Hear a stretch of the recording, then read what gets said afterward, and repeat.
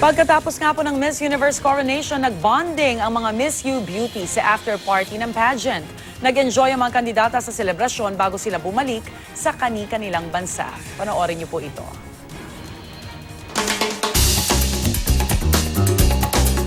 Kagabi sa huling pagkakataon, nagsama-sama ang ilang kandidata ng Miss Universe para sa isang party.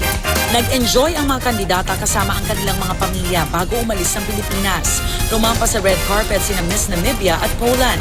Una raw ginawa ni Poland matapos ang kompetisyon ang kumain ng kanyang paboritong burger. I go for the burger with my family. Yes, I was trying not to eat those kind of foods for the 18 days. So that was the first thing what I decided to do.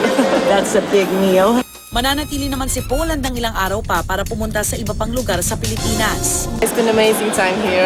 I've never been in Asia, so this is my first time in the Philippines. Ayon kay dating Governor Chavit Singson na naging daan para ganapin ang Miss U sa bansa, bagamat lugi raw sa investment. Okay lang daw dahil para naman daw sa Pilipinas. Hinanda ang 9,000 square feet na Cove Manila para sa after party ng Miss Universe. $1.4 million ang ginastos dito para mapaganda ito. Entrance pa lang, bongga na. Hi, I'm with Miss Japan.